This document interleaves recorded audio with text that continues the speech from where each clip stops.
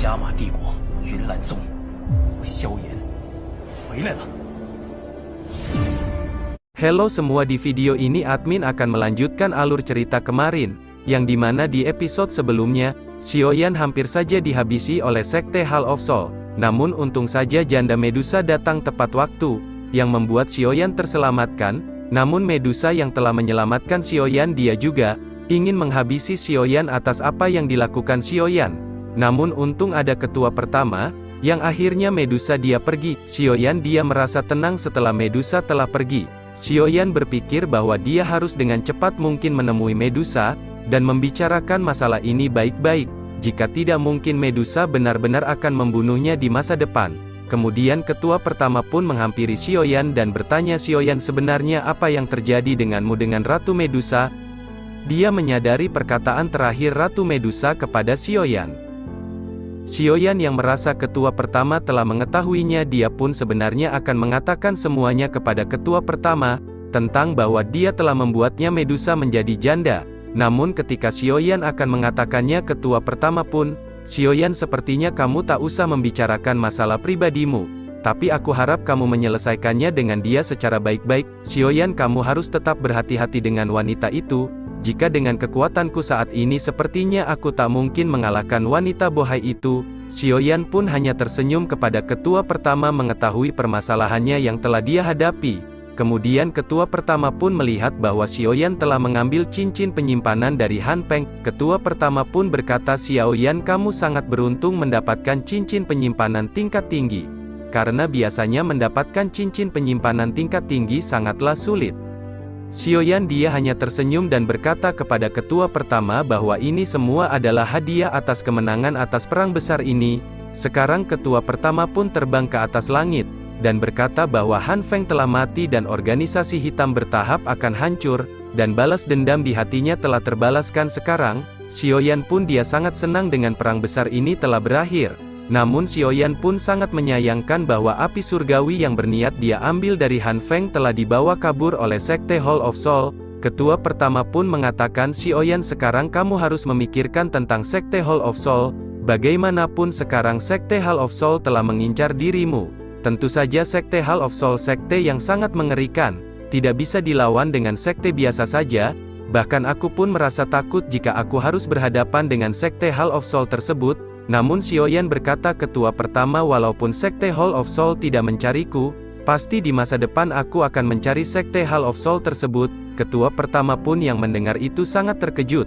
Namun ketua pertama tidak menanyakan lebih tentang permasalahan Xiaoyan yang sangat rumit. Ketua pertama pun menjelaskan, Xiaoyan, untuk sekarang, kamu harus memulihkan diri atas pertarunganmu melawan Han Peng. Aku tahu kamu terluka parah atas pertarungan tersebut. Sekarang kamu harus memulihkan dengan cepat sebelum Sekte Hall of Soul akan datang lagi kepadamu. Setelah perkataan itu ketua pertama pun pergi langsung menemui ketua lain dan para murid yang telah berperang. Cerita pun berpindah kepada Xiaoyan. Dia pun merasa senang akhirnya dia lolos dari Sekte Hall of Soul, dia masih bisa hidup untuk hari ini. Akhirnya perang besar pun telah berakhir setelah kekalahan dari Han Peng. Telah banyak dari organisasi hitam telah melarikan diri dari kota Konoha ini. Sebelum kematian Han Peng, para organisasi hitam ini mereka masih mampu berani melawan. Namun setelah kekalahan Han Peng, mereka tahu mereka tak akan mungkin menang melawan para murid akademi, dan juga para ketua. Ditambah lagi ada sang matik Glory Xiaoyan, yang pada akhirnya mereka pun memutuskan kabur.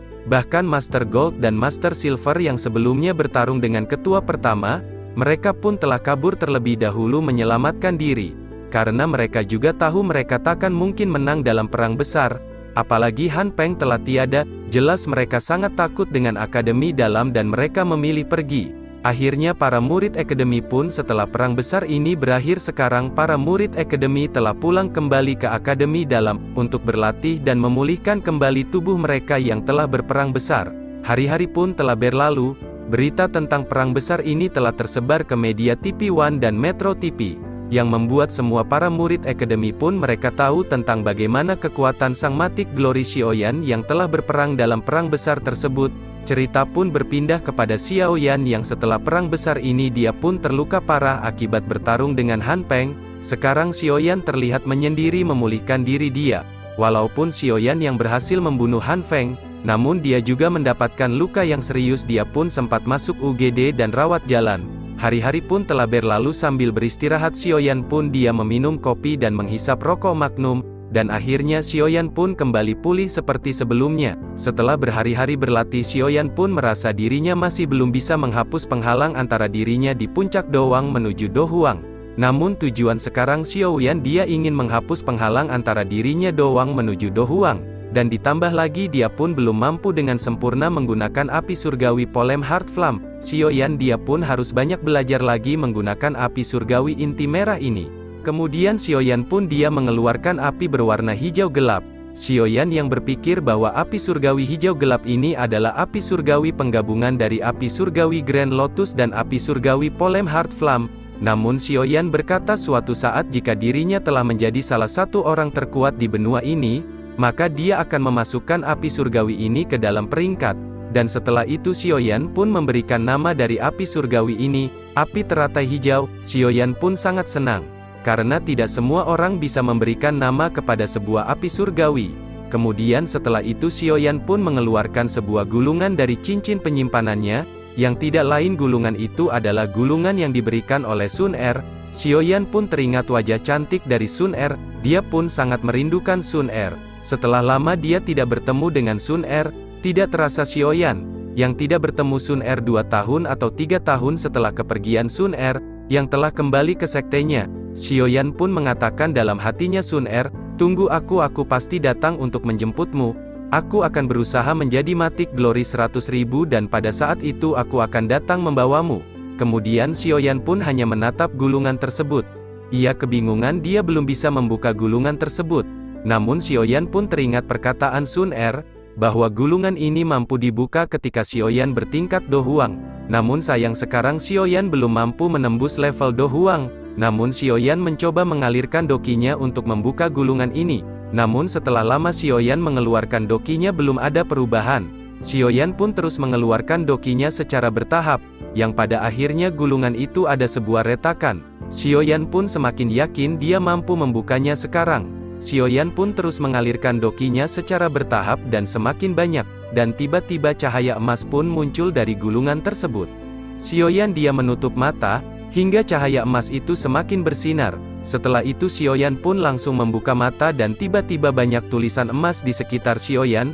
Xiaoyan pun langsung menatap tulisan emas itu, namun ketika Xiaoyan menatap tulisan emas itu, Xiaoyan pun merasa pusing dengan tulisan emas itu. Dan tiba-tiba tulisan emas itu langsung masuk ke dalam tubuh Xiaoyan. Namun ketika tulisan emas itu masuk ke dalam tubuh Xiaoyan, dia merasakan sakit yang sangat luar biasa. Namun rasa sakit itu perlahan menghilang. Xiaoyan langsung berbaring setelah merasa sakit yang masuk ke dalam tubuhnya. Kemudian Xiaoyan pun memfokuskan dirinya untuk melihat cahaya emas yang masuk ke dalam tubuhnya. Sampai akhirnya Xiaoyan pun melihat cahaya emas yang masuk ke dalam tubuhnya.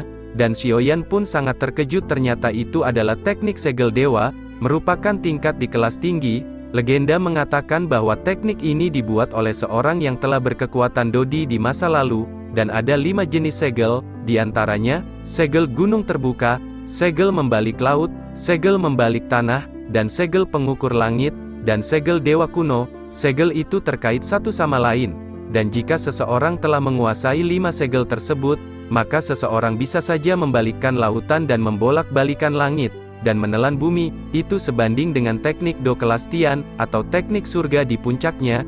Diperlukan tingkat Dohuang untuk mempelajari teknik tersebut.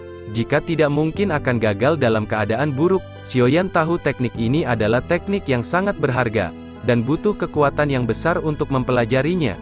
Pantas saja Sun Er waktu dulu dia sangat serius meminta membuka gulungan ini ketika bertingkat Dohuang. Di sini sekarang Xiaoyan pun teringat Sun Er, memikirkan bagaimanakah kebaikan Sun Er yang telah dia berikan.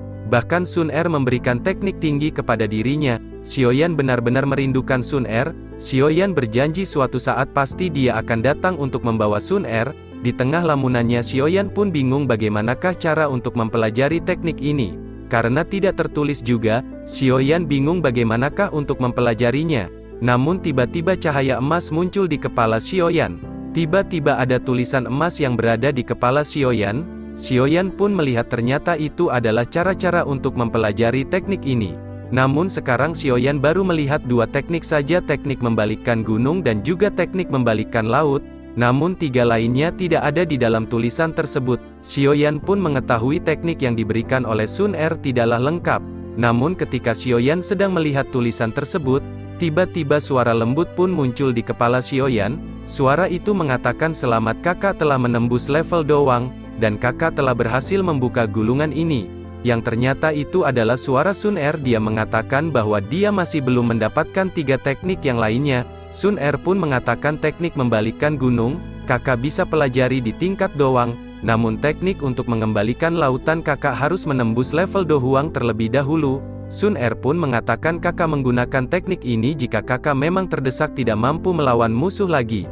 Itu semua karena teknik ini adalah teknik yang diwariskan dari Sekte Sun Er. Tentu saja jika Sekte Sun Er mengetahui teknik ini telah diberikan seseorang, pasti Sekte Sun Er langsung mengirimkan orang untuk mengambilnya dan akan mencari Xiaoyan sampai mendapatkan teknik itu kembali. Kemudian setelah mengatakan itu Sun Er pun mengatakan bahwa dia sangat merindukan Xiaoyan. Tidak lama setelah itu suara lembut pun menghilang. Akhirnya Sun Er pun kembali menghilang. Hari-hari telah berlalu setelah membalaskan dendam kepada Han Feng. Xiaoyan akan pergi ke Jiama. Setelah Xiaoyan bertemu Sun Er, tidak lama setelah itu Xiaoyu pun muncul menghampiri Xiaoyan di kamarnya. Sekarang Xiaoyu pun sangat bahagia bertemu kembali dengan Xiaoyan setelah 2 tahun lamanya ketika Xiaoyan dimakan oleh piton api. Xiaoyu pun menanyakan bagaimana keadaan Xiaoyan setelah pertempuran besarnya melawan Han Feng. Xiaoyan yang melihat sikap dari Xiaoyu, dia pun sangat terkejut karena waktu kecil Xiaoyu tidaklah lembut kepadanya. Kemudian Xiaoyan pun berkata, aku baik-baik saja walaupun aku menerima luka parah ketika aku berhadapan dengan Han Feng. Kemudian Xiaoyan pun bertanya bagaimanakah keadaan Xiaoyu selama 2 tahun ini ketika dia menghilang. Xiaoyu pun tersenyum dan berkata bahwa dia baik-baik saja. Bahkan Xiaomei dan Xiaoning telah masuk ke akademi dalam dengan perlindungan dari gerbang Pan. Xiaoyu pun sangat marah kepada Xiaoyan karena selama ini Xiaoyan selalu mendapatkan masalah dan membahayakan kehidupannya. Xiaoyu mengatakan, Xiaoyan, apakah kamu tahu bagaimana perasaan aku dan klan Xiao ketika mendengar bahwa kamu telah ditelan oleh piton api? Kami semua merasa pasrah dengan keadaan ini. Xiaoyan, kamu itu adalah harapan satu-satunya dari klan Xiao. Jika kamu tidak ada, pasti klan Xiao tak akan bisa membalaskan dendam apa yang telah diterima oleh klan Xiao. Xiaoyan pun meminta maaf atas hilangnya selama 2 tahun ini. Namun dia harus mendapatkan resiko untuk mendapatkan kekuatan itu. Jika dia tidak mengambil resiko tersebut, dia tidak mungkin memiliki kekuatan untuk melakukan balas dendam di masa depan. Xiaoyan pun merasa bersalah. Akibat dirinya, klan Xiao hancur dan dia tidak bisa menjaga klan Xiao. Xiaoyu menyadari bahwa itu bukanlah kesalahan Xiaoyan. Itu semua adalah kesalahan dari Sekte Mystic Cloud yang mencoba menghancurkan klan Xiao. Kemudian setelah lama berbicara serius, akhirnya Xiaoyan pun mengalihkan topik dan mengatakan kepada Xiaoyu, Xiaoyu, apakah dalam 2 tahun ini ada laki-laki yang telah mendapatkan hatimu? Xiaoyu pun sedikit marah dan berkata, laki-laki tak akan mudah untuk mendapatkanku. Kemudian setelah itu Xiaoyu pun mengeluarkan token api untuk berlatih di menara pelatihan untuk para murid gerbang Pan. Dia diperintahkan Wu Hao dan Hua Jia untuk memberikan token api tersebut kepada Xiaoyan, karena kita mengingat Xiaoyan adalah pemimpin dari gerbang Pan. Namun di sini Xiaoyan pun menolak bahwa dia bukan satu-satunya yang telah mendirikan gerbang Pan. Ditambah lagi, aku tidak akan lama di akademi dalam ini. Mungkin dalam waktu dekat aku akan pergi dari akademi dalam ini. Akan lebih baik Wu Hao atau Hua Jia yang memegang token itu untuk para murid gerbang Pan. Xiaoyu pun langsung bertanya, kemanakah Xiaoyan akan pergi? Xiaoyan menjawab, tentu saja aku akan pergi ke Jiama untuk menuntaskan masalah yang belum selesai. Xiaoyu pun bertanya, apakah kamu akan pergi ke Sekte Mystic Cloud? Jika seperti itu, aku akan ikut bersamamu. Aku ingin melihat berapa orangkah dari klan Xiao yang masih hidup di sana. Xiaoyan pun hanya tersenyum dan mengatakan, aku kesana bukan untuk membeli es krim. Aku kesana akan berperang melawan Sekte Mystic Cloud. akan lebih baik Xiaoyu dan para murid lain tetap di akademi ini, karena tempat akademi ini adalah tempat yang paling aman. Xiaoyu pun hanya bersedih karena dia tidak bisa membantu Xiaoyan untuk membalaskan dendam klan Xiao kepada sekte Mystic Cloud. Dia tahu jika dia ikut maka dia akan menjadi beban. Kemudian Xiaoyan pun menambahkan, "Xiaoyu, jika aku telah berhasil menyelesaikan masalah sekte Mystic Cloud, kita semua akan kembali ke Jiama. Namun sebelum itu, kamu dan yang lain akan lebih baik tetap di akademi." Xiaoyu mengatakan, "Baiklah." Xiaoyu menambahkan bahwa Xiaoli berpesan kepadaku ingin bertemu denganmu. Singkat cerita, Xiaoyan pun telah menemui Xiaoli. Xiaoyan mengatakan, "Xiaoli, apakah ada masalah?" Xiaoli pun hanya tersenyum melihat Xiaoyan ternyata sekarang telah pulih akibat pertempurannya melawan Han Peng. Sekarang Xiaoli pun sangat senang bahwa Xiaoyan telah benar-benar pulih. Xiaoli pun mengatakan, "Xiaoyan, apakah kamu benar-benar telah pulih sepenuhnya?"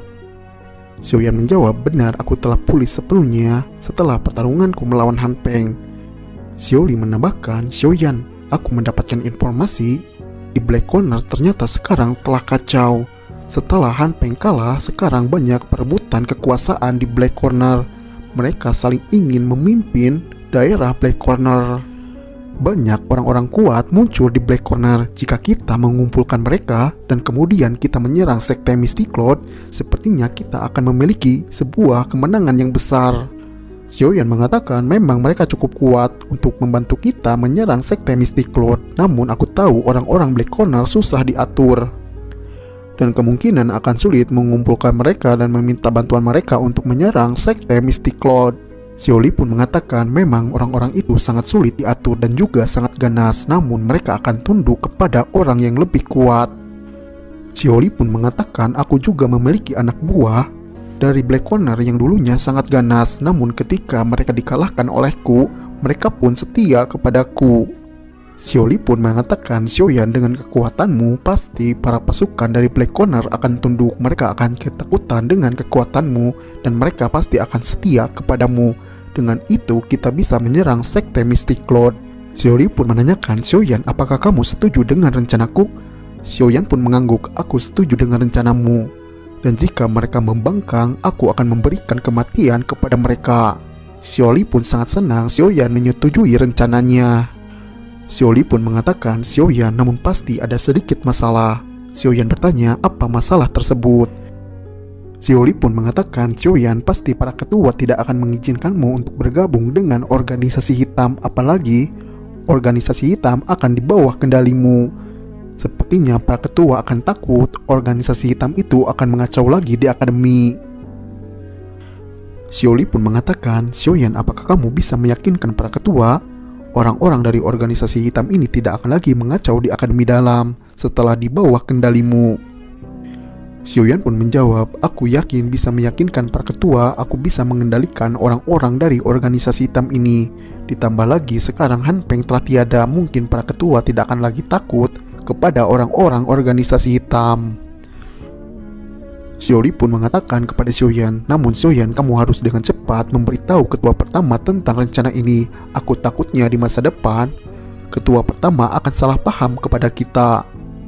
Xiaoyan pun menjawab, "Aku akan pergi kepada ketua pertama untuk menjelaskan permasalahan ini bahwa kita akan membuat praktisi dari orang-orang Black Corner.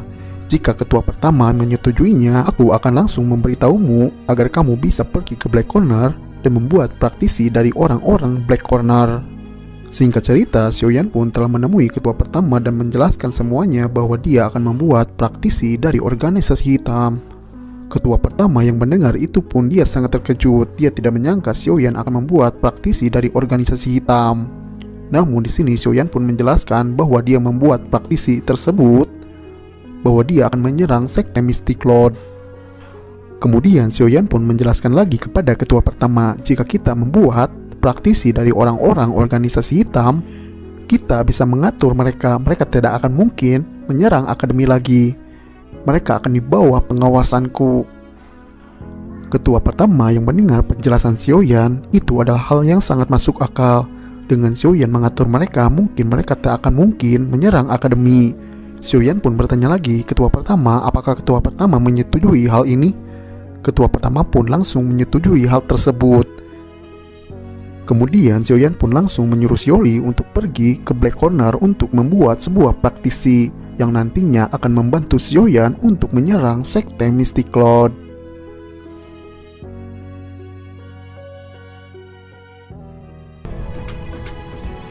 Xiao岩子，这一切我都不会让你独自承受的。